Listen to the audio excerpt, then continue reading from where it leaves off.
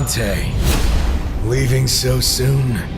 We have much to catch up on, brother.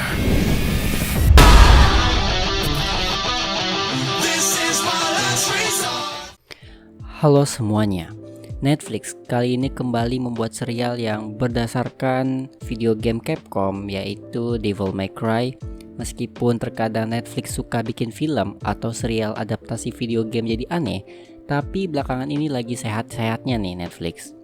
Bisa dilihat One Piece atau Avatar Aang yang gak jelek-jelek amat. Sekarang Devil May Cry dijadiin animasi oleh Netflix. Devil May Cry memiliki 8 episode yang menceritakan Dante berusaha menghentikan penjahat bernama White Rabbit yang ingin menyatukan dunia manusia dan iblis.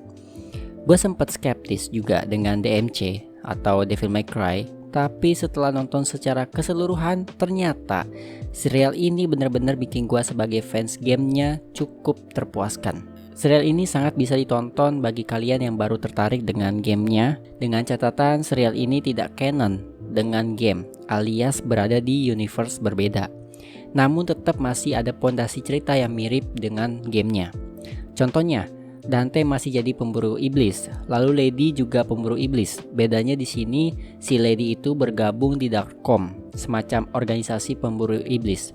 Ya, pada dasarnya kalian yang ngikutin DMC versi game bakal bisa menebak plotnya, tapi yang awam tetap bisa ngikutin dan jadi twistnya tersendiri.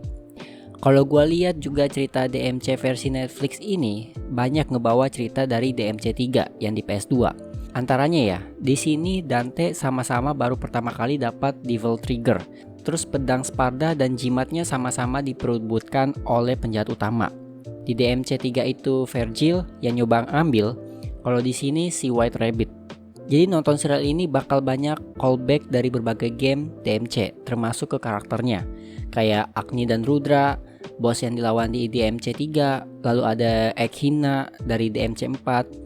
Bahkan Nilo Angelo juga ada. Fans DMC pasti tahu siapa si Nilo ini, dan saat di-reveal wujud aslinya tetap aja buat gua sebagai fans seneng. Secara visual animasi DMC di sini cukup bagus ya, bukan yang wow. Sejauh ini animasi yang benar-benar visualnya paling enak dilihat itu buat gua ya Spider-Man Beyond the Spider-Verse. Gue tetap menikmati visual dari serial DMC ini. Ngomongin action sekaligus gore-nya udah oke. Lumayan full action dan sadisnya sampai potongan badan diliatin. Tapi sesadis-sadisnya animasi tetap kurang bagi gua. Beda kalau ngelihat sadis dalam bentuk 3D atau live action. Nah, yang jadi paling gue suka dari serial ini yaitu backstory karakter di serial ini.